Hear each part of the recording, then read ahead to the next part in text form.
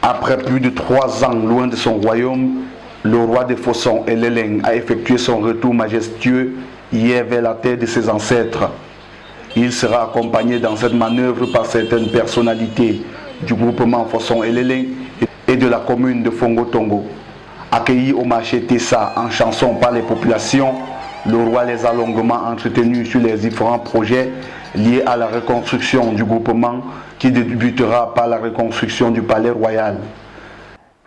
Quand on dit souvent que quand le village vit, il faut qu'il y ait l'école.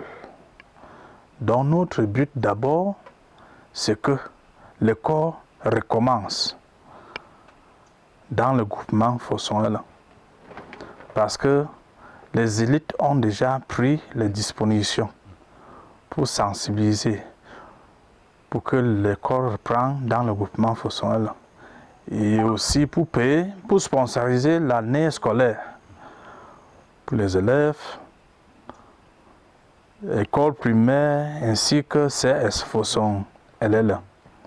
On a aussi créé un comité de la reconstruction de la chefferie, comme vous êtes en train de voir. Donc je suis en train d'appeler pour que les amis, les sympathisants, les bons hommes viennent en aide pour que la chefferie Fossons-Eleleng réjouisse encore les fruits de sa ruralité. Disons que c'est une fierté légitime pour un Fossons-Eleleng que je suis d'avoir accompagné le roi pour cette opération retour à la terre natale. Il me semble que les Fossons-Eleleng et d'abord les Fossons-Eleleng sont ceux qui doivent tout faire pour animer et remobiliser leur village pour une nouvelle dynamique. Et c'est donc pour cela que je n'ai pas épargné d'énergie en termes de réflexion stratégique pour concevoir ce projet avec le concours de mon jeune frère Tenefo François, qui est aujourd'hui adjoint au maire, qui m'a remplacé à la mairie, et avec le chef supérieur et avec les autres élites de Fossons-Eleleng, nous avons pensé que le retour à la normale dans notre village incombe d'abord à nous et uniquement à nous. D'abord à nous, et nous l'avons fait. Ce groupement, voisin de la zone en crise, qui brillait jadis par son incroyable confort pour les visiteurs, n'est plus aujourd'hui que l'ombre de lui-même, tous les édifices ayant été détruits par la crise anglophone.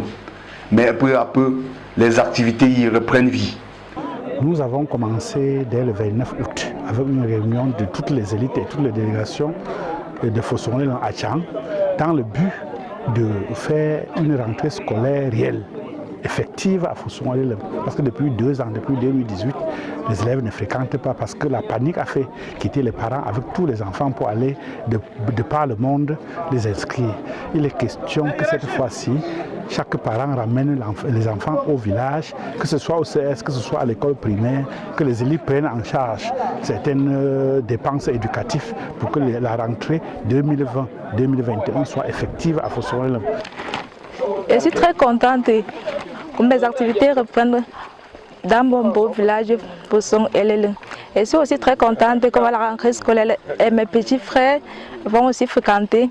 Nous sommes contents parce que les 3 années qui sont passées sans école, nous sommes contents parce que l'école va commencer en octobre. Tous les enfants qui étaient ailleurs, nous voulons qu'ils rentrent au village fréquenter. Il n'y a pas de problème ici au village maintenant. Tout est passé. Nous vivons là-bas dans le calme. Les fusils qu'on tire, nous ne comprenons rien. On est dans le calme maintenant. Chacun dort comme il veut.